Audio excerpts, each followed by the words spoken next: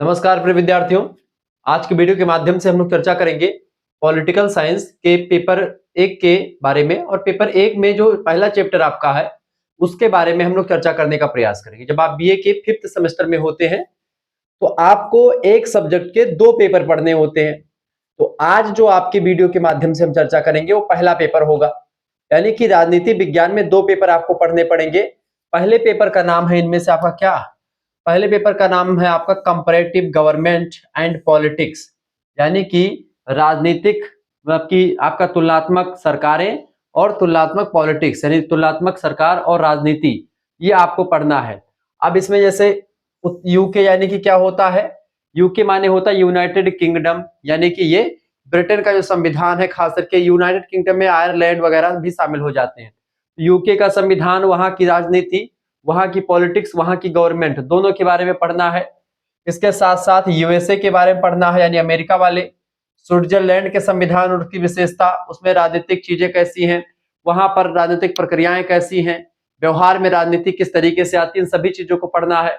ऐसे ही चाइना, यानी कि चीन, स्विट्जरलैंड, अमेरिका और इंग्लैंड, इन 4 देशों के संविधान के बारे में, इन 4 देशों की राजनीति के बारे में, संसद के बारे में, साथ ही साथ में राजनीतिक प्रक्रियाओं के बारे में, कौन कौन से कारक यहाँ की राजनीति को, यहाँ की सरकार को प्रभावित करते हैं, उन कारकों के बारे में सब कुछ हमको जानना होता है। ठीक है।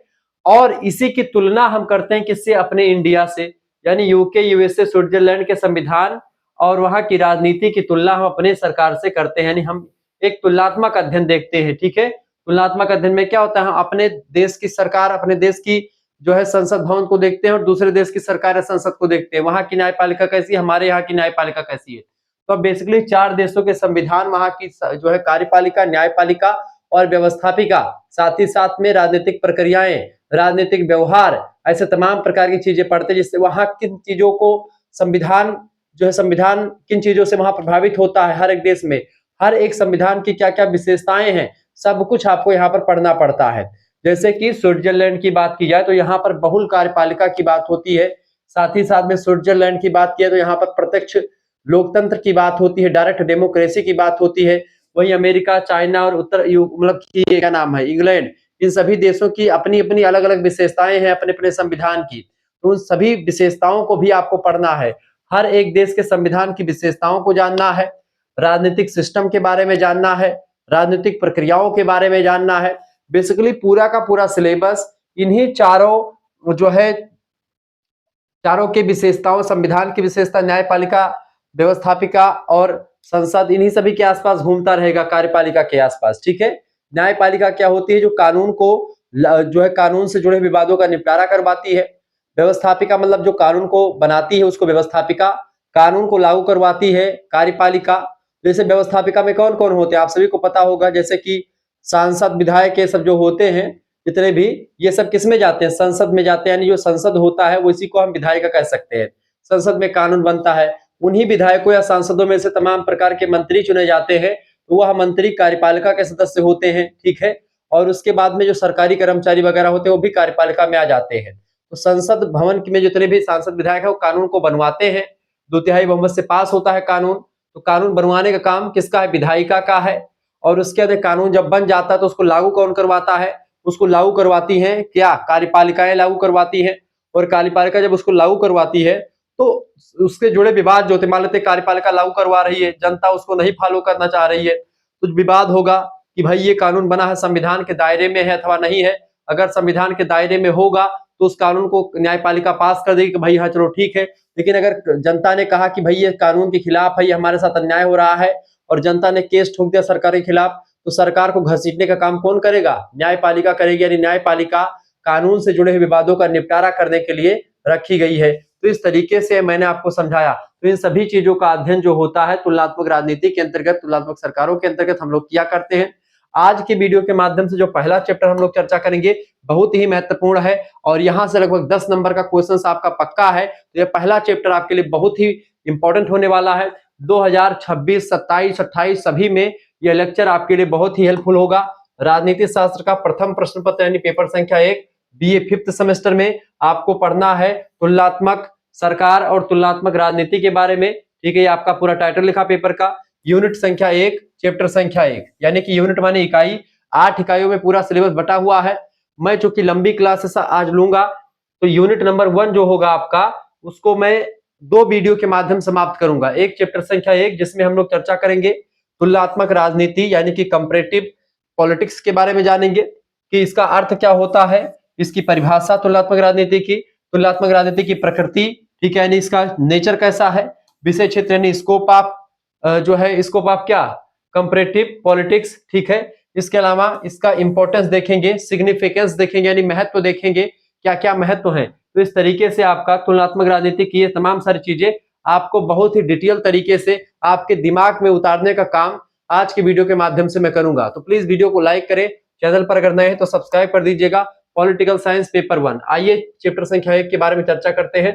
तुलनात्मक राजनीति की परिभाषा सबसे पहले हम समझेंगे, ठीक है। फिर साथ ही साथ तुलनात्मक राजनीति और तुलनात्मक सरकार, ये दोनों क्या होते हैं, इनमें डिफरेंस क्या होता है, क्योंकि कभी कभी हम भ्रमित हो जाते हैं कि तुलनात्मक सरकार क्या है और तुलनात्मक राजनीति क्या है। तो दोनों में अंतर भी हम आपको बता देंगे ताकि आपको डिस्टर्ब ना हो, पूरी क्लास आप आसानी से समझते रहें। चलिए, तुलनात्मक राजनीति की परिभाषा, हेडिंग डालेंगे सभी लोग, लिखिएगा। विद्वान का नाम है एडवर्ड ए फ्रीमैन। एडवर्ड ए फ्रीमैन की अगर बात करें बेटा, एडवर्ड फ्रीमैन क्या कहते हैं, एडवर्ड ए फ्रीमैन कहते हैं कि तुलनात्मक राजनीति का अभिप्राय, अभिप्राय माने मतलब, राजनीतिक संस्थाओं यानी राजनीतिक संस्था मतलब क्या होती है, पॉलिटिकल जो आपके इंस्टीट्यूशन होते हैं, राजनीतिक संस्थाएं होती हैं, उनके एवं सरकारों के विविध, विविध माने कई प्रकारों के एक तुलनात्मक विवेचन और विश्लेषण होता है। विभिन्न राष्ट्रों में समयांतर, समय के साथ साथ, चूंकि अलग अलग समयों में अलग अलग चीजें आपको दिखती है, के साथ राजनीतिक संस्थाओं में जो भी सादृश्य दिखाई देता है उसका अध्ययन भी तुलनात्मक राजनीति के अंतर्गत किया जाना चाहिए। विभिन्न राजनीतिक संस्थाओं में जो समान तत्व उपलब्ध होते हैं उनका विषयगत विवेचन भी तुलनात्मक राजनीति के अंतर्गत आता है। यानी राजनीतिक संस्थाओं में जो समान तत्व आपको दिखते हैं, राजनीति में तमाम चीजें आपको समान दिख रही है, तो उन समान चीजों में तुलना करते हैं कि कहां तक समान है और ये हमारे देश में अगर शामिल हुई है तो इसमें समानता कितनी है, असमानता कितनी है, उन चीजों को हम बहुत ही बेटर अंदाज में समझते हैं, ठीक है। राय सी मैक्रिडिस कहते हैं के अनुसार हेरोडोटस तथा अरस्तु, हेरोडोटस कौन है, इतिहास के पिता हैं, अरस्तु कौन है, राजनीति शास्त्र के पिता हैं। तो हेरोडोटस और अरस्तु, इनके समय से ही राजनीतिक मूल्यों यानी कि पॉलिटिकल जो वैल्यू होती हैं, क्या सही है राजनीति में, क्या गलत है, राजनीतिक मूल्य डिसाइड करते हैं कि क्या सही होता है और क्या गलत होता है, ठीक है। विश्वास, राजनीतिक विश्वास जो है वो राजनीतिक संस्था, सरकार और राजनीतिक व्यवस्थाएं जितनी भी होती हैं, सिस्टम पूरा, इसमें विविधताएं जीवंत रहती, विविधताएं मतलब कि कितना भी समानता हो जाए, लेकिन ये सब हर एक देश में राजनीतिक संस्थाओं की बात की जाए, राजनीतिक विश्वासों की बात की जाए या राजनीतिक मूल्यों की बात की जाए, सरकारों की बात की जाए, राजनीतिक व्यवस्थाओं की बात की जाए, सभी में परिवर्तन देखने को मिलता है। अपने देश का अलग है, दूसरे देश का अलग है, ठीक है। तो इसमें विविधताएं देखने को मिलती हैं और इन विविधताओं में समान तत्वों की खोजबीन करने का जो पद्धति प्रयास किया जाता है, यानी कि जिसमें जो समान तत्व विविधताओं के साथ साथ जो कुछ समानता मिल रही है उन समानताओं की खोजबीन करी जाती है कि आखिरकार इंग्लैंड के देश का जो राजनीतिक सिस्टम है, राजनीतिक संस्था है, राजनीतिक मूल्य है, अमेरिका के संविधान से कितना मैच खाता है, कौन कौन चीजें समान है सभी देशों में, वही चीज एक प्रकार से उन्हीं को खोजबीन करने का पद्धतीय प्रयास हुआ है। इसे ही हम तुलनात्मक राजनीतिक विश्लेषण कह सकते हैं, एनालिसिस कह सकते हैं, तुलनात्मक यानी कि कंपैरेटिव पॉलिटिक्स का। तो इस तरीके से कंपैरेटिव पॉलिटिक्स ना केवल किसी एक देश के संविधान के बारे में बताता है, ना एक देश की सरकारों के बारे में बताता है, बल्कि यह तमाम प्रकार के देशों में जो तमाम विविधताएं होती हैं उन विविधताओं में जो समानता ढूंढने का काम करता है। तो वो शास्त्र या विज्ञान जो होता है आपका, यही होता है, क्या नाम है, राजनीतिक मतलब कि तुलनात्मक राजनीति। बेसिकली तुलनात्मक राजनीति का अर्थ अगर लिखेंगे तो लिखिएगा, तुलनात्मक राजनीति वह शाखा होती है राजनीति शास्त्र की जो विभिन्न देशों के राजनीतिक तंत्रों, लिख लीजिएगा, राजनीतिक तंत्रों, राजनीतिक गतिविधियों और राजनीतिक संस्कृति का तुलनात्मक अध्ययन करती है। यह केवल संस्थाओं जैसे कि संस्था में जैसे संसद भवन हो गया, न्यायपालिका, ये सब राजनीतिक संस्थाएं होती हैं, तो केवल राजनीतिक संस्थाओं का ही अध्ययन नहीं करती है तुलनात्मक राजनीति के अंतर्गत, बल्कि राजनीतिक प्रक्रियाएं, पॉलिटिकल प्रोसेस किस देश का कैसा है, उसमें समानता क्या है, असमानता क्या है, राजनीतिक व्यवहार, पॉलिटिकल बिहेवियर, राजनीतिक नीतियां, पॉलिटिकल जो एक प्रकार से मेथड, नीति वगैरह होती है, उन सभी का अध्ययन एक प्रकार से किया जाता है। सरल शब्दों में अगर कहें तो यह अध्ययन करता है कि अलग अलग देशों में शासन कैसे चलता है, जनता और सरकार के बीच में संबंध क्या क्या होता है, हर एक देश की सरकारें कैसे चलाई जाती हैं, देश सरकार के बीच में जनता के बीच में कैसा संबंध है, इन सभी चीजों को दिखाता है कौन? तुलनात्मक राजनीति। ठीक है। और कौन से कारक राजनीतिक स्थिरता और राजनीतिक अस्थिरता लाने के लिए उत्तरदायी हैं, इन सभी का अध्ययन इसमें हम करने का प्रयास करते हैं। ठीक है, ये बात आप ध्यान रखेंगे। तुलनात्मक राजनीति की अगर बात की जाए, तुलनात्मक राजनीति की बात की जाए तो इसमें एक प्रकार से तमाम सारी चीजें संकलित होती हैं। इन चीजों के बारे में आपको पढ़ना पड़ेगा और जानना भी पड़ेगा। ठीक है, ये बात आप ध्यान रखेंगे। इसमें ये तुलनात्मक दृष्टिकोण का अध्ययन करता है, विभिन्न देशों के राजनीतिक तंत्रों की तुलना करता है। यह तुलना क्षेत्रीय, ऐतिहासिक और सांस्कृतिक दृष्टि से भी हो सकती है। कई प्रकार की तुलना की जाती है इसमें। ठीक है, देखें एक दूसरे विद्वान है ब्रेवंटी। ब्रेवंटी नाम के विद्वान का मत है कि तुलनात्मक राजनीति सामाजिक व्यवस्था में उन तत्वों की पहचान करता है या व्याख्या करता है जो कार्यों व उनके संस्थागत प्रकाशन को प्रभावित करता है। किसको प्रभावित करता है? कार्यों व उनके संस्थागत जो प्रकाशन होते हैं, उन प्रकाशन को जो है कार्य और उनके संस्थागत प्रकाशन। ठीक है, सामाजिक व्यवस्था में उन तत्वों की पहचान और व्याख्या करता है। कौन से तत्व? जो कार्यों और उनके संस्थागत प्रकाशन को प्रभावित करते हैं, उन्हीं तत्वों की खोजबीन करता है सामाजिक मतलब तुलनात्मक राजनीति। ये बेवंटी कहते हैं। अरेंड लिडफार्ड महोदय कहते हैं कि तुलनात्मक पद्धति अन्य सभी परिवर्तों को स्थिर रखते हुए दो या अधिक परिवर्तों के बीच सामान्य आधुनिक संबंध स्थापित करने की एक विधि होती है। लासबेल नाम के विद्वान कहते हैं कि तुलनात्मक पद्धति वैज्ञानिक पद्धति की तरह ही सामान्य नियमों की खोज के लक्ष्य की प्राप्ति की एक विधि होती है। तुलनात्मक पद्धति क्या होती है? वैज्ञानिक पद्धति की तरह ही होती है, सामान्य नियमों की खोज के लक्ष्य की प्राप्ति की एक विधि होती है कि सामान्य नियम प्राप्त किए जाते हैं, किस देश में क्या चल रहा है, उस देश में क्या चल रहा है, इसी के बारे में पूरी जानकारी डिटेल होती है। तो बेसिकली तुलनात्मक राजनीति की परिभाषा यह रही। अब तुलनात्मक राजनीति और तुलनात्मक सरकार क्या होते हैं, इसके बारे में एक डिटेल से जानकारी आपको मैं बताने का प्रयास करता हूं। तुलनात्मक राजनीति और तुलनात्मक सरकार के बीच में क्या संबंध है, क्या अंतर है, पॉइंट टू पॉइंट बताएं आप। पॉइंट टू पॉइंट आप बता सकते हैं, समझा सकते हैं इसको। थोड़ा सा एक मिनट रुकेंगे, मतलब आप ऐसे पढ़ते रहेंगे। चलिए, समझ में आ रहा है बेटा? समझ में आ रहा है ना? बिल्कुल। तो ऐसे ही आपको पढ़ना है। हेडिंग डालेंगे तुलनात्मक राजनीति और तुलनात्मक सरकार। देखिए इसमें तुलनात्मक सरकार जो होती है, यह राज्य की और उसकी संस्थाओं की, जैसे कार्यपालिका, विधायिका, न्यायपालिका का तुलनात्मक अध्ययन करती तुलनात्मक सरकार। पुराने समय में ज्यादा प्रचलित था, लेकिन संवैधानिक ढांचे और संस्थाओं की तुलना की जाती है इसमें। तुलनात्मक राजनीति का तुलनात्मक सरकार में क्या होता है, इसका मुख्य उद्देश्य यह देखना होता है कि किस देश का संविधान और राजनीतिक ढांचा बेहतर होता है। तुलनात्मक सरकार बेसिकली यही करती है कि कौन से देश का जो है सिस्टम बढ़िया है, कौन से देश का सिस्टम बेकार है। जबकि तुलनात्मक राजनीति की बात की है तो वो क्या करती है, वह एक प्रकार से केवल सरकार और संस्थाओं तक सीमित नहीं होती है। वो राजनीतिक प्रक्रियाओं, राजनीतिक संस्कृति, व्यवहार, विचारधारा, नीति निर्माण, जनता की भूमिका, इन सभी का अध्ययन जो है राजनीतिक जो एक प्रकार से तुलनात्मक राजनीति है वो ज्यादा व्यापक है, तुलनात्मक सरकारें कम व्यापक होती हैं। ठीक है, ये बात आप ध्यान रखेंगे। तो तुलनात्मक राजनीति जो होती है यह व्यापक और व्यवहारवादी दृष्टिकोण को अपनाता है, जबकि तुलनात्मक सरकार केवल सीमित दृष्टिकोण को अपनाता है। क्लियर? ये बात ध्यान रखें। हेडिंग डालेंगे तुलनात्मक राजनीति और तुलनात्मक सरकार। देखिए, तुलनात्मक राजनीति शब्दावली का अच्छा स्पष्टीकरण तब हो सकता है जब हम तुलनात्मक राजनीति और तुलनात्मक सरकार शब्दावलियों के बीच तर्कसम्मत अंतर को समझ ले।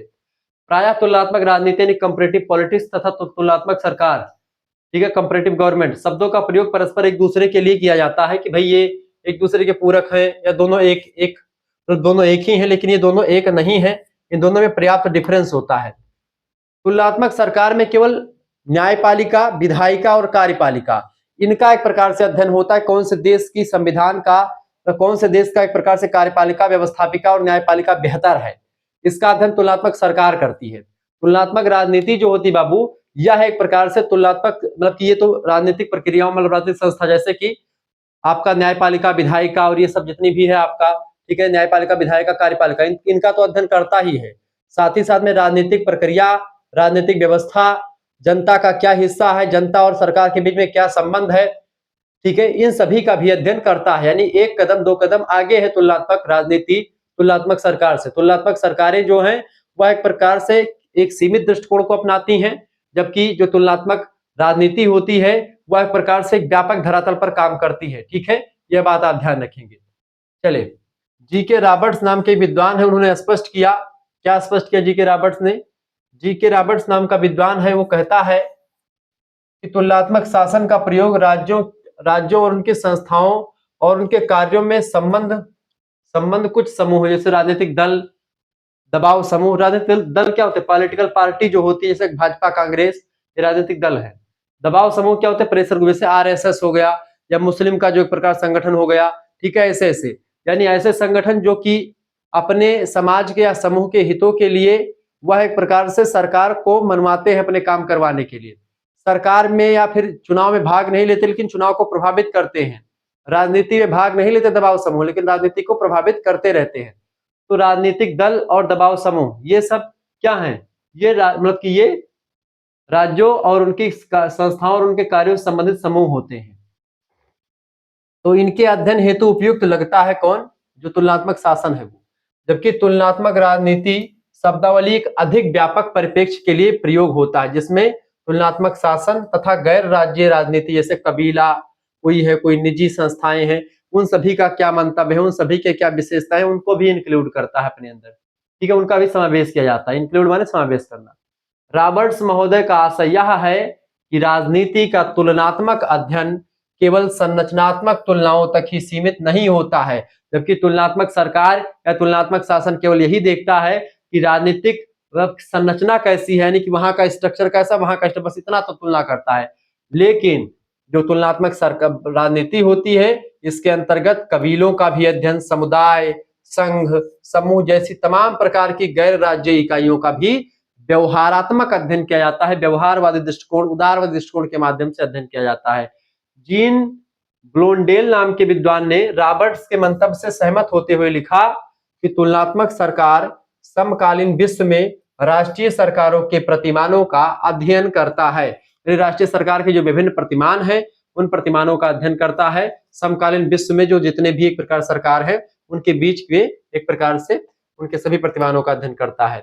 उपरोक्त परिभाषाओं के आधार से स्पष्ट है कि जहां तुलनात्मक सरकार के अंतर्गत विभिन्न राजनीतिक व्यवस्थाओं का केवल अध्ययन होता है, उनकी संस्थाओं और उनका कार्यों का तुलनात्मक अध्ययन किया जाता है, बस इतने तक सीमित है। वहीं पर बेटा तुलनात्मक राजनीति के अंतर्गत उपरोक्त बातों के साथ साथ, यानी कि तुलनात्मक राजनीतिक व्यवस्था, राजनीतिक सरकार में क्या होता है? राजनीतिक व्यवस्थाओं का अध्ययन होता है, उनकी संस्था और उनके कार्यों का अध्ययन होता है। जबकि राजनीतिक मतलब पॉलिटिकल मतलब क्या नाम है, तुलनात्मक राजनीति में इन सभी को तो शामिल ही किया जाता है। साथ ही साथ में दूसरे उन सभी विषयों का भी अध्ययन इसमें शामिल होता है जिन्हें गैर राज्य राजनीति के अध्ययन की संज्ञा दी जाती है। जैसे कि आपको ऊपर मैंने बताया कि भाई जो तमाम कबीले हैं, समुदाय है, संघ है, समूह, इन सभी को भी, इन सभी के नियम कायदों को भी उसमें शामिल कर लिया जाता है। तो इस तरीके से तुलनात्मक सरकार एक सीमित दायरे में काम करती है, यानी छोटा विषय वस्तु है, जबकि राजनीतिक जो एक प्रकार से आपकी मतलब तुलनात्मक राजनीति है, वह एक व्यापक धरातल पर काम करती है, एक बड़े धरातल पर काम करती है, उसका विषय क्षेत्र बहुत ही व्यापक है। ठीक है, ये बात ध्यान रखेंगे। अगला टॉपिक हम पढ़ेंगे। अगला टॉपिक आपको क्या बताया था ना, तुलनात्मक राजनीति की प्रकृति, यानी नेचर ऑफ कंपैरेटिव पॉलिटिक्स। इससे पहले हम आपको बता दें कि अगर आपको हमारे साथ जुड़ना है, पीडीएफ प्राप्त करनी है इन सभी का, अब की बार पीडीएफ सभी का मिलेगा, सभी यूनिट्स के पीडीएफ देने का प्रयास रहेगा, तो परेशान होने की बिल्कुल आपको जरूरत नहीं है। आप एसएमएस कीजिएगा 91 61 93 60 62, इस नंबर पर आप व्हाट्सएप पर एसएमएस कर दीजिएगा बेटा। इस नंबर पर व्हाट्सएप पर एसएमएस कीजिएगा, क्या आप अपना नाम एसएमएस कर दीजिएगा, अपने यूनिवर्सिटी का नाम, अपने सब्जेक्ट के नेम, और आप किस सेमेस्टर में हो, 5th सेमेस्टर तो 5th सेमेस्टर का नाम आप लिख करके भेज दीजिएगा। आपके लिए व्यवस्था कर दी गई है, ठीक है, आप एक के पास किसके अंदर भेजा जाएगा, उसी पर आपको 100 रुपए फीस जमा कर देनी होगी। वहीं पर आपको व्हाट्सएप ग्रुप से जोड़ा जाएगा, वहां पर आपको लाइव क्लास की लिंक मिलती रहेगी समय समय पर। इसके साथ साथ वीडियो लेक्चर्स आपको मिलेंगे, प्ले लिस्ट की लिंक मिल जाएगी, इसमें तमाम सारे वीडियो लेक्चर्स आपके होंगे। ठीक है, इसमें आपको क्या होगा, प्रीवियस ईयर क्वेश्चन पेपर भी मिलेंगे, मॉडल पेपर मिलेंगे, ठीक है, रिवीजन मतलब इन सभी का पीडीएफ मिलेगा, मॉडल पेपर की पीडीएफ मिलेगी, ठीक है, इसके अलावा मैराथन क्लास की पीडीएफ मिलेगी, ठीक है, और चैप्टर वाइज पीडीएफ जो है आपका यूनिट वाइज पीडीएफ, सभी की 8 इकाइयों की पीडीएफ बनाने का प्रयास हो रहा है, उसका भी पीडीएफ मिल जाएगा। नहीं, पीडीएफ के लिए पूरा पीडीएफ आपको मिलेगा, साथ ही साथ में लाइव क्लास भी जो होगा उसका सबका लिंक आपको मिलता रहेगा ग्रुप में, ठीक है। और इसमें केवल एक सब्जेक्ट नहीं बल्कि आपके दो मेजर सब्जेक्ट आपके जो 5th सेमेस्टर में क्या है, एक मेजर सब्जेक्ट आपका कम हो जाएगा, माइनर सब्जेक्ट का पेपर नहीं होगा, दो मेजर सब्जेक्ट का पेपर होगा। एक सब्जेक्ट के कितने पेपर होंगे, एक विषय के दो पेपर होंगे, पेपर 1 और पेपर 2, तो इन दोनों का तैयारी, ठीक है। और प्लस में दूसरे पेपर में ऐसा भी, तो पेपर 1 पेपर 2 पेपर 1 पेपर 2, तो 4 सब्जेक्ट ये आपके मतलब कि 4 पेपर की तैयारी, प्लस में एक को करिकुलर होगा। और को करिकुलर जो है आपकी बार बहुत कठिन आपका है, जिसमें आपको पढ़ना क्या पड़ेगा बेटा, analytic ability and digital awareness आपको पढ़ना पड़ेगा, जो कि एक हार्ड विषय है। तो इसको कैसे समझाना है वो मैं पूरा समझा दूंगा, जिसमें आपको रीजनिंग के बारे में, कंप्यूटर के बारे में पढ़ना है को करिकुलर में। तो को करिकुलर को मैंने 10 प्रैक्टिस सेट आपके लगभग मिल जाएंगे, ठीक है। क्वेश्चन पेपर अलग अलग विश्वविद्यालय के साल फॉर्म में आप उनको केवल सॉल्व कर लेंगे, आपकी परीक्षा में उससे बाहर कुछ नहीं आने वाला है। आप किसी भी यूनिवर्सिटी के किसी भी कॉलेज में पढ़ रहे हैं, सभी के लिए लेक्चर बहुत ही महत्वपूर्ण है। जिनको भी जुड़ना है वो जुड़ सकते हैं, मात्र 100 रुपए फीस लगेगी, जिनको भी जुड़ना है वो जुड़ सकते हैं। और जो बच्चे चाहते हैं कि हम 5th सेमेस्टर का गुरुजी ले रहे हैं, हम 6 और 5th का इकट्ठा लेना चाहते हैं, तो हमारे लिए कुछ छूट होगी। देखिए अगर 5th का 100 रुपए का आप देकर के लेंगे, फिर 6 में जाएंगे तो 6 का भी आपके लिए 100 रुपए लगेगा, या फिर 90 रुपए लगेगा। जब आप ग्रुप पे जुड़े रहेंगे तो आपके लिए कुछ कम फीस कर दी जाती है। लेकिन अगर आप चाहते हैं कि हम जो है 5th सेमेस्टर का और 6th सेमेस्टर का एक साथ कोर्स में ज्वाइन हो जाए गुरुजी आपके साथ, तो क्या हमारे लिए कुछ छूट रखी जाएगी? बिल्कुल बेटा, आपके लिए छूट यही कि आपको जो है केवल 100 प्लस 100 रुपए यानी 200 रुपए वैसे होते आपके, लेकिन आपको 200 रुपए ना देकर के केवल आपको कितने रुपए देने पड़ेंगे, केवल 150 रुपए फीस आपकी रख दी गई है। यानी कि अगर आप एक साथ लेते हैं कि हमको गुरुजी 5th और 6th का एक साथ चाहिए, तो आपके लिए केवल 150 रुपए लगेंगे और पूरा आपका बीए जो है 5th और 6th का हो जाएगा, सभी सब्जेक्ट का। ये बात आप ध्यान रखेंगे, जो भी आपका सब्जेक्ट होगा, ठीक है, जो मैं पढ़ाता हूँ सब कुछ मिल जाएगा। आपको बता दूं कि ये सभी जो लेक्चर्स होंगे, रिवीजन क्लास होंगे, क्लासेस चैप्टर वाइज होंगी। यूनिट नंबर 1 आपका समाप्त कर दूंगा 2 वीडियो के माध्यम से, ठीक है। तो आपको ये सब पीडीएफ मिल, चैप्टर वाइज ये पीडीएफ मिल जाएगी, और अलग से पीडीएफ जो पॉइंट टू पॉइंट बन रहा है वो सब भी आपको मिल जाएगा, ठीक है। तो परेशान होने की बिल्कुल आपको जरूरत नहीं है, और ना तो घबराने की जरूरत है। इसके साथ ही साथ आपके लिए व्यवस्था ये की जा रही बाबू, कि जैसे आप किसी विश्वविद्यालय से, जैसे जियोग्राफी मतलब कि आपका जैसे कोई भी सब्जेक्ट हो तो सभी की तैयारी होगी। आप जैसे राम मनोहर लोहिया विश्वविद्यालय से, वीर बहादुर सिंह पूर्वांचल, महात्मा गांधी काशी विद्यापीठ, ठीक है, सिद्धार्थ कपिल वस्तु, दीनदयाल उपाध्याय गोरखपुर विश्वविद्यालय, ठीक है, जननायक चंद्रशेखर बलिया विश्वविद्यालय, महाराजा सुहेलदेव आजमगढ़ विश्वविद्यालय, डॉक्टर भीमराव अम्बेडकर आगरा विश्वविद्यालय, छत्रपति साहू जी महाराज कानपुर विश्वविद्यालय, चौधरी चरण सिंह मेरठ विश्वविद्यालय, मासा कुंभरी Saharanpur, Raja Mahendra Pratap Singh state university Aligarh, MJP Bareilly Rohilkhand, ठीक है, इन सभी विश्वविद्यालय, बुंदेलखंड यूनिवर्सिटी झांसी, ठीक है, ऐसे तमाम विश्वविद्यालय, सिद्धार्थ यूनिवर्सिटी कपिल वस्तु, ठीक है, या फिर आपके और भी विश्वविद्यालय, प्रोफेसर रज्जो भैया इलाहाबाद, ठीक है, ऐसे तमाम प्रकार के विश्वविद्यालय, राम मनोहर लोहिया विश्वविद्यालय, सभी के लिए एक प्रकार से पूर्ण रूप से लेक्चर है। जिनको भी जुड़ना है वो जुड़ सकते हैं। और बाकी और भी हिंदी भाषी प्रदेशों में जैसे बिहार विश्वविद्यालय, राजस्थान, इन सभी में भी 5th सेमेस्टर में यही चीजें शामिल है। तो आपको यही चीज पढ़नी है बेटा, कहीं से और कुछ पढ़ने की जरूरत नहीं पड़ेगी। अगर आप हमारे साथ जुड़ जाएंगे तो आपको कहीं पर कुछ भटकने की जरूरत नहीं, सीरीज वगैरह खरीदने की जरूरत नहीं, सब कुछ आपको मिलता रहेगा, पीडीएफ नोट्स मिलता रहेगा, सारी चीजें आप आसानी से पढ़ पाएंगे। सबसे इंपॉर्टेंट बात है कि को करिकुलर का जो आपकी बात बहुत कठिन है, उसके आपके प्रैक्टिस सेट खूब तैयार किए गए हैं। आपको आंसर भी साथ में एमसीक्यूज वाले दिए जाएंगे। अगर देखें, अगर आपकी परीक्षा एमसीक्यूज होगी तो एमसीक्यूज का जो होगा उसका आंसर भी साथ में आपको मिलेगा, यानी फिर उसके लिए आपको भटकना नहीं पड़ेगा, ठीक है। एमसीक्यूज जैसे क्वेश्चंस होगा, फिर उसका आंसर जो है आपको उसका आंसर भी साथ साथ में मिलता रहेगा, ठीक है। तो आपका बड़ा फायदा होने वाला, तुरंत एसएमएस कीजिए इस नंबर पर, व्हाट्सएप पर 9161 93 60 62 पर, तुरंत हमारे साथ जुड़ जाए। चलिए आगे बढ़ते हैं और भी चीजों को जानने का प्रयास करते हैं। तो तुलनात्मक राजनीति और तुलनात्मक सरकार के बीच में आपने अंतर देख लिया। अब हम चर्चा करेंगे, अगला आपका टॉपिक जो है उसका नाम है तुलनात्मक राजनीति की प्रकृति क्या है, यानी कि इसका नेचर क्या है। हेडिंग डालेंगे nature of comparative politics. Heading डालेंगे बेटा तुलनात्मक राजनीति की प्रकृति, ठीक है। लिखिएगा इसमें प्रकृति, किसी भी सब्जेक्ट की प्रकृति क्या होती है इसके बारे में अगर आप ना जानते हो तो जान लीजिए। तुलनात्मक राजनीति की प्रकृति हो या फिर किसी सब्जेक्ट की प्रकृति की बात हो, प्रकृति माने होता है उस सब्जेक्ट का नेचर, यानी उस सब्जेक्ट में वैज्ञानिकता कितनी है, उस सब्जेक्ट में जो है मानवता कितनी है। यानी वैज्ञानिक विषय है कि मानविकी का विषय है, यानी कि आर्ट का विषय है, साइंस का विषय है, इसी को जांचने का परखने का तरीका होता है उसकी प्रकृति को जानना। नेचर आपको पढ़ना, आपने पढ़ा होगा पॉलिटिकल साइंस का नेचर, कि भाई ना ये तो ना तो विज्ञान है और ना ही ये आर्ट का सब्जेक्ट है, ये दोनों के बीच में कार्य करता है। विज्ञान किसी सब्जेक्ट को कब कहते हैं? सुसंगठित, सुव्यवस्थित एवं क्रमबद्ध ज्ञान को विज्ञान कहते हैं। यानी विज्ञान कब कहेंगे? जब किसी सब्जेक्ट में सुसंगठित, सुव्यवस्थित और क्रमबद्धता के साथ अध्ययन किया जाएगा किसी भी सब्जेक्ट का, तो उसी को हम क्या बोलेंगे, उसी को बोलेंगे हम कि वह विज्ञान है। साथ ही साथ में उसमें वैज्ञानिक शब्दावलियों का प्रयोग, मतलब वैज्ञानिक शब्दावलियों का प्रयोग हो ही, साथ साथ में वैज्ञानिक विधियों का प्रयोग, वैज्ञानिक मेथड यानी साइंटिफिक मेथड का प्रयोग करके उस शास्त्र का, उस विज्ञान का अध्ययन किया जाता हो, तब उस सब्जेक्ट को हम विज्ञान कहेंगे। साथ ही साथ में उसमें क्या और कारण के बीच में संबंध बताने की एक क्षमता होनी चाहिए, ठीक है, कि वह बता सके कोई घटना क्यों हुई है, कैसे हुई है, उसका क्या कारण रहा है, उसका परिणाम क्या निकलेगा, उसका समाधान कैसे होगा, इन सभी चीजों को बता पाए, ऐसे शास्त्र को हम विज्ञान कह सकते हैं, ऐसे सब्जेक्ट को हम विज्ञान कह सकते हैं। विज्ञान एक सत्परों कहते हैं कि भाई भविष्य में बता दिया, भविष्यवाणी करने में सक्षम होता है जो विषय, उसको भी हम वैज्ञानिक विषय कह देते हैं, ठीक है। तो ऐसे तमाम प्रकार के पहलू या फैक्टर्स होते हैं जिनके आधार पर किसी सब्जेक्ट को हम विज्ञान या मानवता का सब्जेक्ट कहते हैं। तो इसमें हम समझेंगे राजनीतिक की तुलनात्मक राजनीति के बारे में कि आखिरकार इसमें कैसी चीजें हैं, इसमें क्या क्या चीजें हैं। देखिए पहला पॉइंट लिखेंगे, हेडिंग डालेंगे, तुलनात्मक राजनीति एक विज्ञान है क्योंकि इसके क्षेत्र में सम्मिलित किए जाने वाले विषयों का अध्ययन वैज्ञानिक विधि के द्वारा किया जाता है। सबसे पहली बात यही, जब किसी सब्जेक्ट का अध्ययन वैज्ञानिक विधियों के द्वारा, साइंटिफिक मेथड के द्वारा किया जाता है तो ऐसे विषय को हम वैज्ञानिक विषय कहते हैं। तो पहला तो ये आपका ये क्लियर है कि तुलनात्मक राजनीति में हम वैज्ञानिक विधियों का प्रयोग करके अध्ययन करते हैं, ये बात बिल्कुल क्लियर है। तुलनात्मक विधि और विश्लेषण वैज्ञानिक विधि के ही महत्वपूर्ण अंग हैं। तुलनात्मक विधि और विश्लेषण जो हम करते हैं और वैज्ञानिक विधियों के द्वारा हम तुलनात्मक विधियों को विभिन्न देशों के और विभिन्न देशों की जो विधियां होती हैं उनका तुलनात्मक अध्ययन करते हैं, उनका विश्लेषण करते हैं, एनालिसिस करते हैं, ये वैज्ञानिक के द्वारा ही संभव है, ठीक है। ये बात आप ध्यान रखेंगे। आगे बढ़ते और भी चीजों को जानने का प्रयास करते हैं। एक बार सभी लोग वीडियो को शेयर कर दीजिएगा और लाइक भी कर दीजिएगा, क्योंकि इसी प्रकार से इंफॉर्मेटिव वीडियो में लगातार आपके लिए लाता रहता हूँ।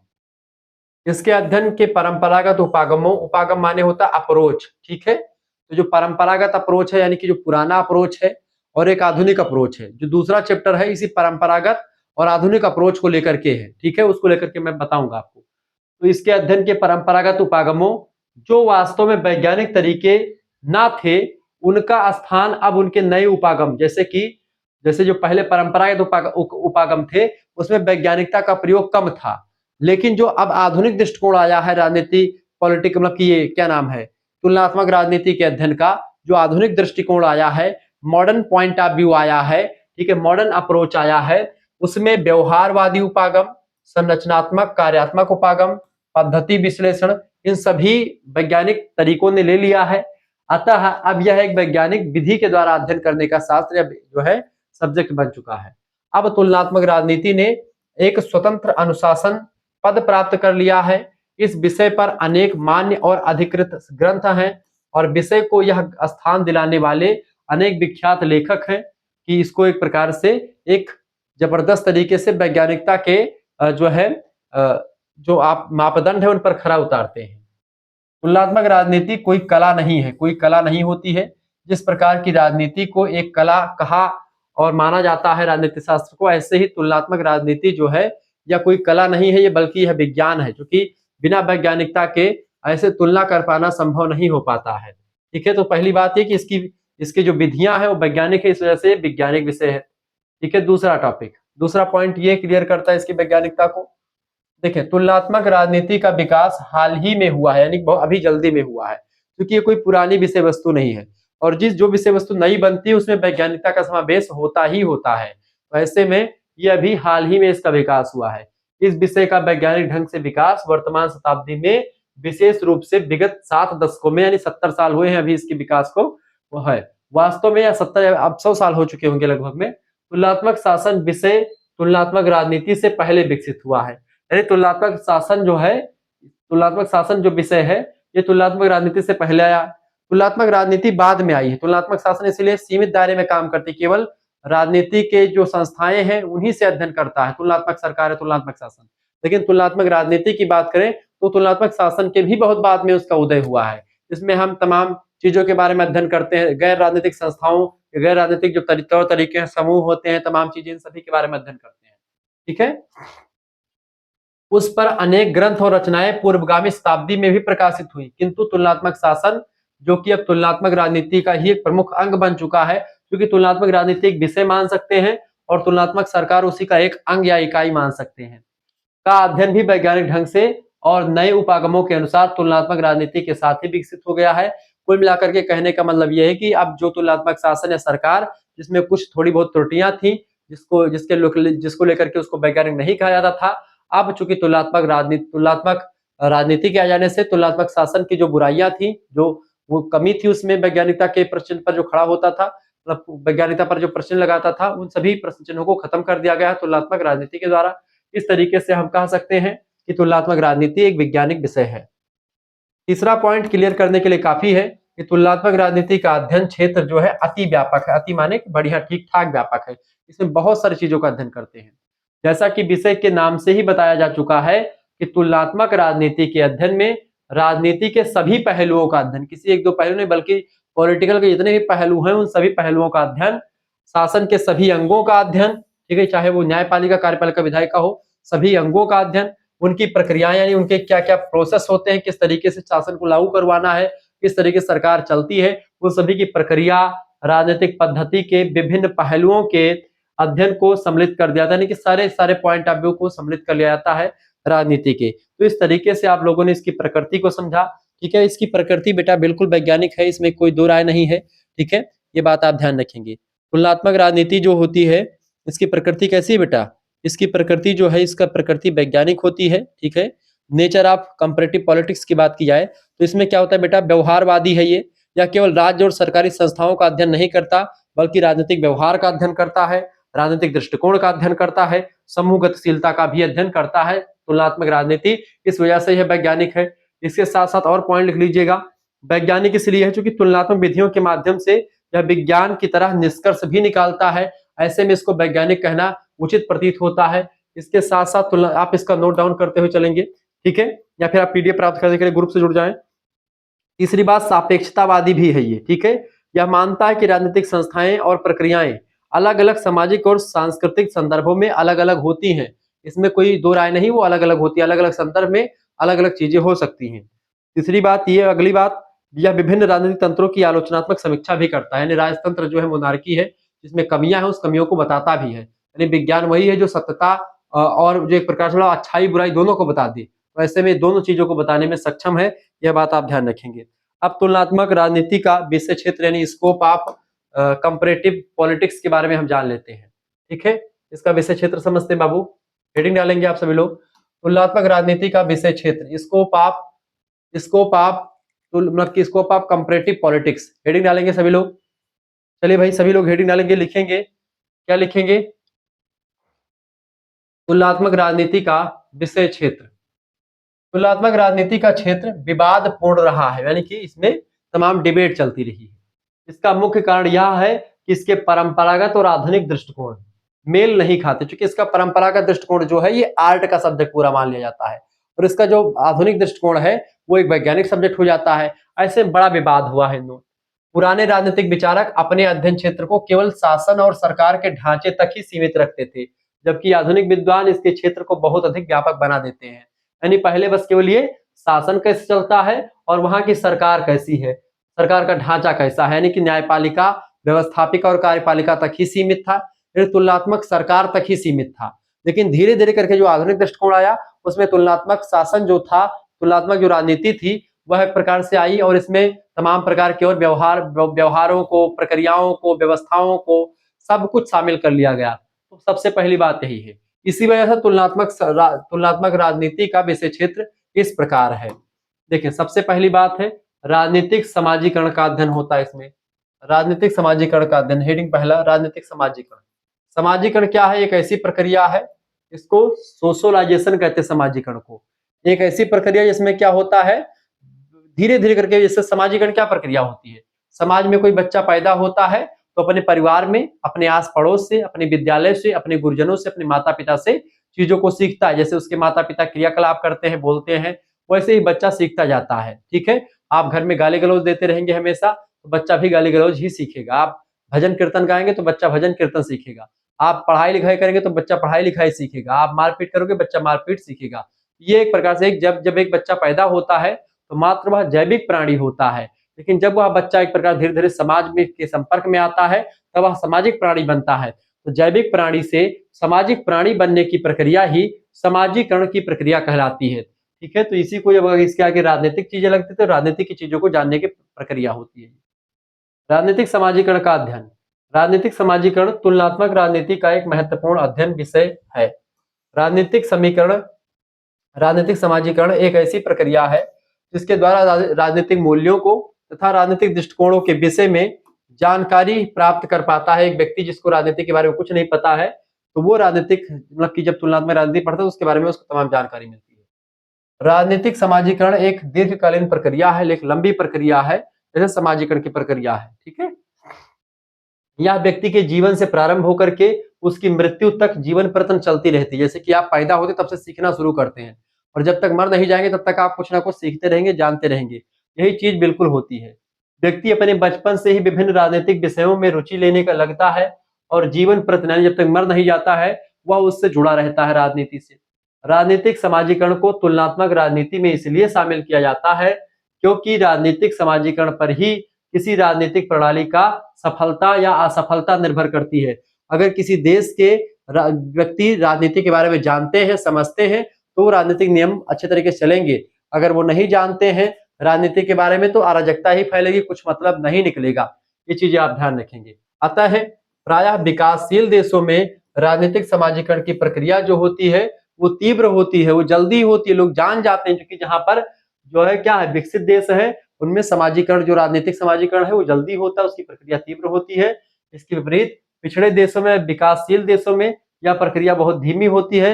हालांकि हर चीज में विरोध होना शुरू हो जाता है, कोई भी चीज बदलाव जरूरी मतलब बदलाव को लोग नहीं एक्सेप्ट कर पाते हैं, तो यही सब चीजें होती है। लेकिन जब वो धीरे धीरे सीखेंगे तो चीजें आ जाएंगी।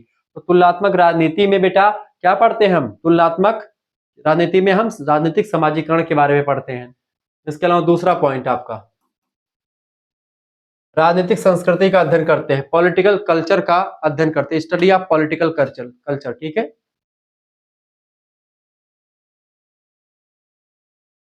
क्लियर? देखिए, राजनीतिक संस्कृति से अभिप्राय एक राजनीतिक व्यवस्था के नागरिकों के उन व्यवस्था के प्रति दृष्टिकोण, विश्वास, भावनाओं तथा मूल्यों से होता है कि उस व्यवस्था के प्रति उनका दृष्टिकोण कैसा है, अपने देश के प्रति उनका विश्वास अपनी राजनीति में कितना है, सरकारों में कितना है, भावना और उनकी मूल्य कैसे हैं राजनीति के प्रति। प्रत्येक राजनीति व्यवस्था की अपनी विशिष्ट राजनीतिक संस्कृति होती है, कल्चर होता है। संस्कृतियां दो प्रकार की होती है, भौतिक एक अभौतिक। राजनीतिक चीजें कितनी जो दिखाई पड़ रही वो और जो एक प्रकार से नियम कायदे हैं वो कैसे है, वो राजनीतिक संस्कृति डिसाइड करती है। राजनीतिक संस्कृति ही यह स्पष्ट करती है कि लोग राजनीतिक व्यवस्था को कितना महत्व देते हैं। वास्तव में किसी राजनीतिक व्यवस्था की सफलता और असफलता राजनीतिक संस्कृति पर ही निर्भर करती है, क्योंकि संस्कृतियां एक पीढ़ी से दूसरी पीढ़ी पे हस्तांतरित होती हैं। तो ऐसे में जब लोग राजनीति के बारे में सजग होंगे, जानेंगे, तब एक प्रकार से एक पीढ़ी दूसरी पीढ़ी को बताएगी। ठीक है, तो ये चीजें बहुत जरूरी है। अगर राजनीतिक संस्कृति जो होती है एक पीढ़ी से दूसरी पीढ़ी में ना हस्तांतरित हो तो राजनीति के बारे में लोग नहीं जानेंगे। अतः तुलनात्मक राजनीतिक अध्ययनों में राजनीतिक संस्कृति का अध्ययन किया जाता है। ठीक है, ये बात आप ध्यान रखेंगे। ये भी तुलनात्मक राजनीति में किसका अध्ययन? तुलनात्मक संस्कृति का अध्ययन या राजनीतिक संस्कृति का अध्ययन, राजनीतिक समाजीकरण, राजनीतिक वो उसका सभी का अध्ययन करते हैं। इसके अलावा विभिन्न राज्यों का संस्थागत व्यापक विवरण भी हम इसमें देखने को मिलता है। यानी विभिन्न राज्य यानी विभिन्न देशों के जो संस्थागत व्यापक विवरण होते हैं, उनकी संस्थाओं के जो विवरण होते हैं, किस देश की संस्था कैसे काम कर रही है, ठीक है, फलाने देश की संस्था कैसे काम कर रही है, इन सभी का अध्ययन भी हम जानने का प्रयास करते हैं। ठीक है, तुलनात्मक राजनीति के परंपरागत विद्वानों ने विधानमंडल, कार्यपालिका, न्यायपालिका तथा नौकरशाही को ही राजनीतिक विषय क्षेत्र माना है। यानी कि विधानमंडल जो कानून बनाने वाली संस्था जो है, विधानमंडल, विधान माने विधि यानी कानून, विधानमंडल कानून को बनाने वाली संस्था यानी व्यवस्थापिका कह सकते हैं। कार्यपालिका कानून को लागू करवाती है। ठीक है, न्यायपालिका कानून से जुड़े हुए विवाद जो होते हैं उनका निपटारा करवाती है। ठीक है, नौकरशाही आप समझते ही हैं, नौकरशाही क्या होती है। इसमें क्या होता है, लोग जो है अपना जो है शासन दिखाते हैं लोगों को। तो ये चीजें हैं। यद्यपि आजकल संस्थाओं के स्थान पर ये जो संस्थाएं हैं इनको केवल राजनीतिक मतलब पॉलिटिकल सरकारों में इन चीजों पर फोकस होता था, लेकिन आजकल क्या है, संस्थाओं के स्थान पर कार्य पद्धति पर और व्यवहारिक पक्ष पर जोर दिया जाने लगा है। ठीक है, राजनीतिक यही चीज आती है। यानी अब पॉलिटिकल जो मतलब की तुलनात्मक राजनीति है उसमें कार्य पद्धति कैसी किसी देश की, किसी देश का व्यवहारिक पक्ष कैसा है, वहां की जनता और सरकार के बीच में क्या संबंध है, इन चीजों पर फोकस होने लगा है। ठीक है, तथापि राजनीतिक संरचना को बिल्कुल छोड़ा नहीं जा सकता। साधारणतः यह माना जाता है कि अंतिम निर्णय लेने की संसद की शक्ति दिन प्रतिदिन कम होती जा रही है और यह शक्ति कार्यपालिका के हाथों में आ गई, यानी कि मंत्रिमंडल के हाथों में आ गई है। इस सरकार के निष्कर्षों पर पहुंचने के लिए यह आवश्यक है कि हम अधिक से अधिक देशों की कार्यपालिका का और वहां के विधानमंडल दोनों का अध्ययन करें। ठीक है, इसमें दोनों शामिल होता है। इसको आप कंपैरेटिव पॉलिटिक्स में राजनीतिक संस्थाओं जैसे कि संविधान का अध्ययन करते हैं हम, उस किसी भी देश के, उस वहां की विधायिका, कार्यपालिका, न्यायपालिका, राजनीतिक दल, चुनाव प्रणाली कैसी है वहां की, इन सभी चीजों का अध्ययन करते हैं। इसके साथ ही साथ राजनीतिक प्रक्रियाओं में जैसे कि नीति का निर्माण कैसे करना है, कार्यान्वयन कैसे करना है नीतियों का, दबाव समूह, जनता की भागीदारी कितनी है सरकार में, इन सभी चीजों का अध्ययन भी हम इसके अंतर्गत करते हैं इसके विषय क्षेत्र में। इसके अलावा राजनीतिक संस्कृति और व्यवहार का अध्ययन करते हैं। विभिन्न देशों के नागरिकों का राजनीतिक रुझान और व्यवहार कैसा, उसका भी अध्ययन करते हैं। ठीक है, विकासशील देशों की राजनीति में भी आप देखते हैं औपनिवेशिक विरासत कैसी है, विकास की सब समस्याएं, लोकतंत्र, तानाशाही के बीच संघर्ष, इन सभी का अध्ययन भी आ जाता है। और प्रशासनिक संरचना और उसका जनता पर क्या प्रभाव पड़ रहा है किसी भी देश का, उसके बारे में भी अध्ययन हम तुलनात्मक राजनीति के अंतर्गत कर लेते हैं। ये सब एक विषय क्षेत्र में इसमें शामिल होता है, ये बात आप ध्यान रखेंगे। अगला जो टॉपिक आपका जो है बेटा, वो कौन सा टॉपिक है आपका? अगला टॉपिक हमारा है तुलनात्मक राजनीति का महत्व। देखें, तुलनात्मक अध्ययन की उपयोगिता व महत्व क्या है। देखिए, एक महत्वपूर्ण प्रश्न तुलनात्मक अध्ययन की आवश्यकता व उपयोगिता से जुड़ा हुआ है। तुलनात्मक अध्ययन अत्यंत महत्वपूर्ण व उपयोगी है, शुरुआत से ही किसी भी क्षेत्र में देखेंगे। तुलना जो होती है उससे करते हमको अच्छाई बुराई अपनी पता चल जाती है कि भाई हम कितने पानी में हैं। क्लियर? इसके कई कारण है। पहला कारण है कि तुलनात्मक विधि हमें राजनीतिक विकल्पों व मतलब की संभावनाओं के ज्ञान के लिए प्रेरित व उत्साहित करती है कि हमारे पास जो चीजें, हमारे पास जो ज्ञान है, इसके अलावा भी कोई और ज्ञान है, या हम जैसा जीवन यापन कर रहे हैं, हमारी पॉलिटिकल सिस्टम जैसा है, इसके अलावा भी कई सारे पॉलिटिकल सिस्टम है, यानी कि एक विकल्प हमारे साथ मौजूद होता है कि हम और भी चीजों को अपना सकते हैं, और भी विकल्प हमारे पास हैं जीवन जीने के। ठीक है, या हमें बहुलता और विविधता को पहचानने में मदद करता है तुलनात्मक अध्ययन। ठीक है, दूसरी बात, तुलनात्मक पद्धति के द्वारा कुछ निर्णायक परिणामों को दिया जाता है। उदाहरण के लिए 1947 में जिन्ना और मुस्लिम लीग के द्विराष्ट्र सिद्धांत के परिणाम स्वरूप भारत दो भागों में, एक हिंदुस्तान और दूसरा पाकिस्तान में बंट गया। लेकिन भारत अनेक धर्मों के अस्तित्व के बावजूद एक पंथ निरपेक्ष राज्य तथा लोकतांत्रिक समाज के लिए कार्यरत है, जबकि 1971 में एक ही धर्म को मानने वाले राज्य, खास करके पाकिस्तान, और पाकिस्तान का विभाजन हो गया दो भागों में, एक पूर्वी पाकिस्तान और बांग्लादेश। आप जानते हैं बांग्लादेश और पाकिस्तान बंट गया और बांग्लादेश का उदय हुआ। यह इस बात की ओर इशारा करता है कि धर्म के आधार पर राज्यों का विभाजन एक क्या है, सर्वमान्य तर्क बिल्कुल भी नहीं है। यानी अगर राज्य के आप बंटवारा करेंगे इसके धर्म के आधार पर, तो हो सकता है अगला फिर आपका जो है वो बंटवारा हो जाए। ठीक है, तो तुलनात्मक राजनीति का ये सब महत्व है कि भाई ये हमको बताता है कि भाई हमको क्या करना है, क्या नहीं करना चाहिए। ठीक है, तो इस तरीके से हम चीजों को जान पाते हैं। ठीक है, विभिन्न देशों की राजनीतिक प्रणालियों का अध्ययन कर हम यह जान जाते हैं कि कौन सी प्रणाली सफल है, और वह प्रणाली सफल है तो क्यों सफल है, उसको अपनाएं तो क्यों अपनाएं, इन चीजों के बारे में जानकारी भी हमको मिल जाती है। इसके साथ ही साथ बेटा, ये एक प्रकार से सकारात्मक और नकारात्मक, यानी निगेटिव और पॉजिटिव दोनों प्रकार के उदाहरण के माध्यम से हमको सजग करती है कि भाई क्या करोगे तो ये मिलेगा, ये करोगे तो ये मिलेगा, ये जानकारी हमको मिल जाती है। अलग अलग देशों में जो चीजें हो रही हैं उसको देख करके हम ये चीज जान पाते हैं। ठीक है, इसके अलावा लोकतांत्रिक संस्थाओं को मजबूत करने के लिए तुलनात्मक अध्ययन बहुत जरूरी होता है, क्योंकि हम अध्ययन करेंगे भाई वहां की तुलनात्मक जो है चीजें कैसी हैं, अच्छी हैं, उसका परिणाम अच्छा निकल रहा है तो हम भी वैसा कर लेंगे तो हमारा भी परिणाम अच्छा निकलेगा। इस तरीके से चीजें जो है आती रहती है, इस वजह से हमको जरूरी है इसको पढ़ना। इसके अलावा राजनीतिक संघर्ष और अस्थिरता के कारणों की पहचान करना और उसका समाधान करना, इसका महत्वपूर्ण चीजें होती है। इसके साथ ही साथ आप देखते हैं यह इस बात की ओर भी इशारा करता है, राजनीतिक जो एक प्रकार से इसका मतलब पॉलिटिकल राजनीति यानी कि तुलनात्मक राजनीति, धर्म के आधार पर राज्यों का विभाजन एक सर्वमान्य तर्क नहीं है। तीसरी बात यह कि विभिन्न राष्ट्र तुलना द्वारा एक दूसरे से बहुत सीख सकते हैं कि भाई किसी देश ने ऐसा किया उसका परिणाम गलत निकला, किसी देश ने ऐसा किया उसका परिणाम अच्छा निकला, लोग अच्छे परिणाम पर फोकस करेंगे, उसको अपनाते चलेंगे। ठीक है, तो वे अपनी समस्याओं के समाधान के लिए दूसरे विचारों को ग्रहण कर सकते हैं या दूसरी प्रणालियों को, अच्छी विशेषताओं को अपने वातावरण के अनुसार अपना सकते हैं। ठीक है, जो अच्छाई होगी उसको अपना लेंगे, यानी सार सार को कह लिए थोथा दिए उड़ाए। ठीक है, या अपनी संस्थाओं को बेहतर बनाने के लिए ज्ञान की बहुलता से चुनाव कर सकते हैं। तो इस तरीके से बहुत सारी चीजें हमको फायदेमंद लगती हैं। इसके अलावा यह विषय राजनीति विज्ञान के छात्रों और शोधकर्ताओं के लिए आज अत्यंत उपयोगी है, ताकि वो तुलना करके यह बता सके कि आज भारत किस सिचुएशन में है और इसके लिए कौन सी नीति बनानी जानी चाहिए और कौन से नियम कायदे लागू करवाने जाने चाहिए। ये तमाम प्रकार के इसके महत्व है, इंपॉर्टेंस है, आवश्यकता है। तो इस तरीके से आप लोगों ने तुलनात्मक राजनीति के बारे में बहुत सारी चीजों को अध्ययन कर लिया और विस्तार से मैंने आपको बहुत सारी चीजें बता दी हैं। अब इस वीडियो को आप 2-3 बार देख लीजिएगा, आपका क्लियर हो जाएगा। वैसे आपके लिए वीडियो जो है एकदम से क्लियर हो चुका है। आगे बढ़ते हैं और दूसरा क्लास जो आएगा आपका बहुत ही जल्द आएगा। दूसरा क्लास आपका आ जाएगा, 1-2 दिनों में दूसरी क्लास भी आ जाएगी। इसमें हम लोग क्या पढ़ेंगे बेटा, यानी कि यूनिट नंबर 1 की दूसरी क्लास होगी। इसमें हम लोग पढ़ेंगे तो क्या, तुलनात्मक राजनीति के परंपरागत और आधुनिक दोनों प्रकार के दृष्टिकोण, इसको लेकर के हमेशा क्वेश्चन आता है, ये हम पढ़ लेंगे। ठीक है, इस तरीके से आपका ये यूनिट नंबर 1 जो होगा आपका समाप्त हो जाएगा। फिर उसके बाद इकाई संख्या 2 पर हम आगे बढ़ेंगे। ठीक है, तो इस तरीके से आपका क्या हो जाएगा, यूनिट नंबर 1 जो है ये आपका 2 चैप्टर कवर करता है तुलनात्मक। तो मैंने अब उसी को कहते तो मैं तो राजनीतिक प्रकृति को बहुत विस्तार समझाता, तो एक वीडियो प्रकृति को लेकर के हो जाती, एक विषय क्षेत्र को लेकर के हो जाती, एक इंपॉर्टेंस और महत्व को लेकर के हो जाती, एक क्लास अर्थ और परिभाषा को लेकर के हो जाती, एक क्लास हो जाती अंतर को लेकर के कि तुलनात्मक सरकार क्या है, तुलनात्मक राजनीति क्या है। तो ऐसे चाहते तो मैं आपको बहुत डिबेट में बता देता, मतलब डिटेल में और समझाता, बड़ा टाइम लग जाता। ऐसे में एक क्लास इसकी और आएगी और यूनिट नंबर आपका समाप्त हो जाएगा।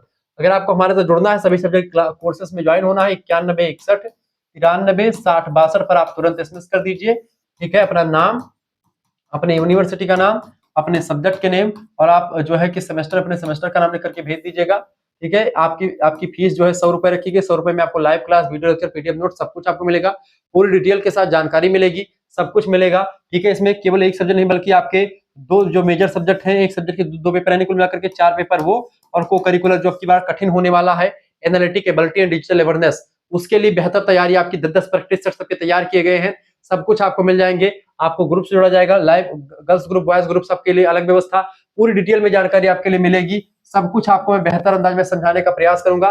कोई भी आपको भटकने की कहीं पर जरूरत नहीं पड़ेगी, सब कुछ इकट्ठे आपको मिलेगा, सारी चीजें मिलेंगी। सभी चैप्टर की आपको जो है पीडीएफ नोट्स वगैरह तैयार किए जा रहे हैं, सब कुछ आपको मिलेगा। एक बेहतर अंदाज में तैयारी आपकी हो जाएगी। जिनको भी जुड़ना है वो सभी लोग जुड़ जाइए, फटाफट से तुरंत एसएमएस करके जुड़ जाइए। ज्योग्राफी, पॉलिटी, हिंदी, हिस्ट्री सभी क्लास आपकी होगी। ठीक है, धन्यवाद। मिलते हैं फिर नेक्स्ट वीडियो में, तब तक के लिए जय हिंद, जय भारत। आप सभी का बहुत बहुत धन्यवाद। हमारे साथ जुड़ने के लिए इसी प्रकार से अपना प्यार बनाए रखेंगे। आपकी 1-2 दिनों में दूसरी क्लास भी आ जाएगी इसकी। ठीक है, धन्यवाद बेटा, बहुत बहुत धन्यवाद सभी का। ऐसे ही अपना प्यार और दुलार हमेशा बनाए रखिएगा। ठीक है, बहुत बहुत धन्यवाद। वीडियो को लाइक कर दीजिएगा, चैनल को सब्सक्राइब कर दीजिएगा और हमारे साथ आप जुड़ सकते हैं 100 रुपए फीस में। व्हाट्सएप ग्रुप में पूरी जानकारी आपको साथ, पीडीएफ नोट्स, लाइव क्लास सब कुछ आपको मिलता रहता है वहां पर, तो आप जुड़ जाए। ठीक है, धन्यवाद।